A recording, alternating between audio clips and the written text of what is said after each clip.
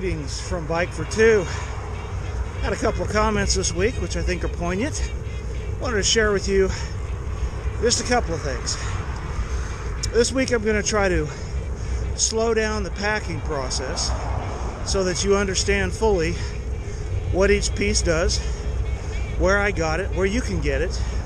Not a brand selection, but rather a capability selection. So if you have any questions when I go through this week, this is just to demystify what people have turned into something it's not. Besides, it's just absolute wonderful experience every day pedaling. Thanks. See ya.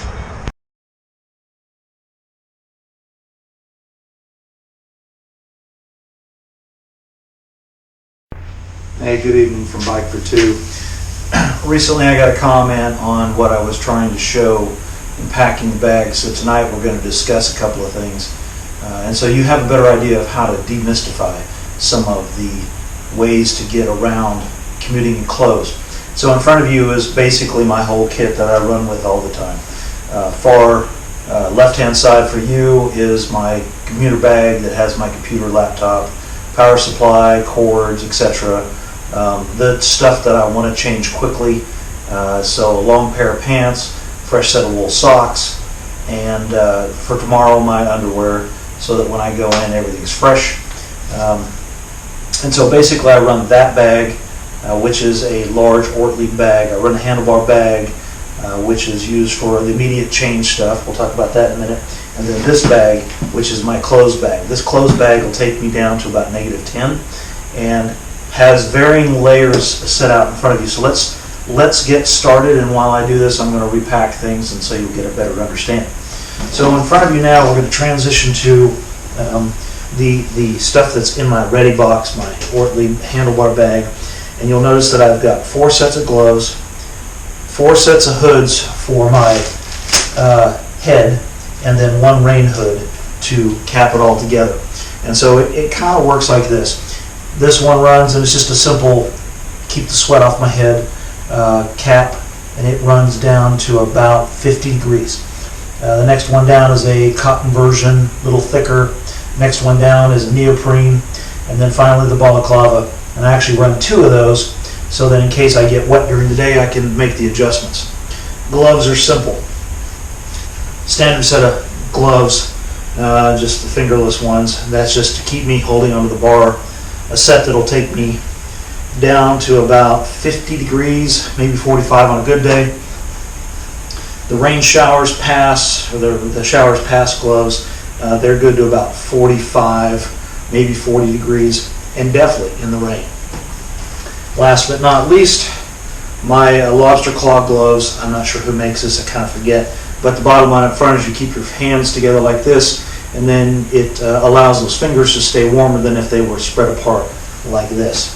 And all of that stuff right there fits inside the bag. Additionally, I use a set of arm coolers to add a layer to help me stay warm when I'm kind of in between the 40 to 50 to 35 mark, depending on what I add to it. So let's keep moving along. Big pieces of gear over here to your right. The rain gear itself. And this is a big topic because the second you put on a rain gear, you start to sweat. It's almost automatic. It's okay as long as you're prepared for it. So you may want to take a layer off underneath it to put the rain pant on. In other words, don't combine it with the long pants.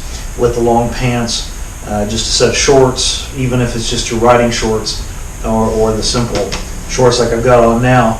The rain jacket should be a quality rain jacket, and there's 2 pieces that make it quality: waterproof and zipper. Keep the zipper zipped when you're in storage, and so that way it doesn't come apart. The next piece of major clothing that goes together in the bag is an intermediate jacket.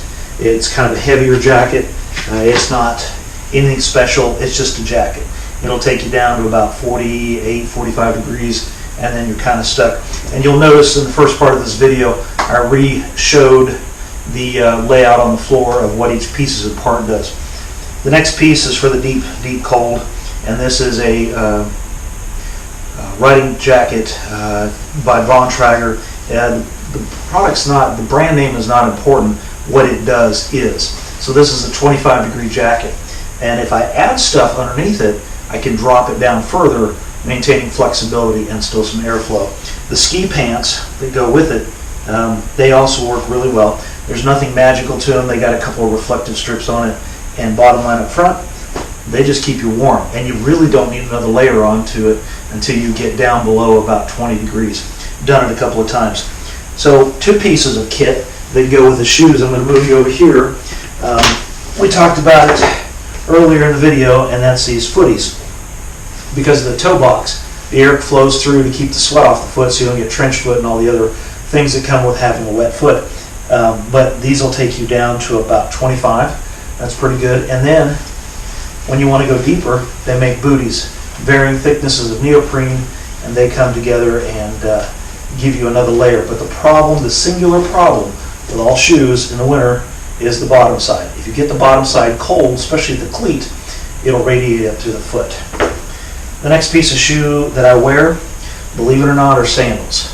They have a cleat on the bottom, and they are just tremendous because you can get off the bike and walk around, and you're not clickety-clackety. You're just simply walking around. You can wear them with or without socks, believe it or not, and it just provides the intermediate before you go all the way in the big shoe and get hemmed up. Another piece of kit that I use on a regular basis, either with or without the cooling sleeves, is this simple shirt. The long sleeve shirt is an omni shade, come Columbia.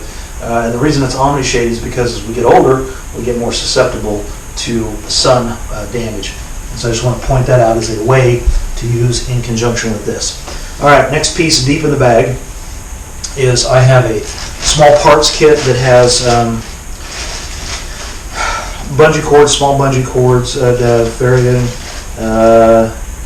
zip ties, a couple of spare cleats, so on and so forth. I have additional stuff in that bag that goes all together. Some of it is additional spare socks, so in case, again, if I get wet, I can get warm. I have these leggings that take me pretty doggone deep into the year, and so if I ever have to put it all together, it turns into me staying warm. Additionally, some arm warmers that are the neoprene opposite of the cooling. They're actually warming neoprene. Additionally, I keep a wrench, 2 tire levers, spare inner tube, all in that bag, all in the very bottom of this. And that's how this kind of goes. Now what you're going to see here in a second is I'm going to pack it all up at 2 times or 3 times the speed because it's like watching paint dry. I hope this gave you an opportunity to kind of understand how this all goes together, but it's layers. Everything that your mother and dad have taught you about layers, it's layers. You put something with another thing, you keep the neck warm, you keep the head warm, you keep the fingers warm, you keep the toes warm, and you can adjust the rest of the peak parts of the body. So, Aesop Carl, thank you for the comments. Hope this was helpful. If there's any further questions, drop them in the comments below.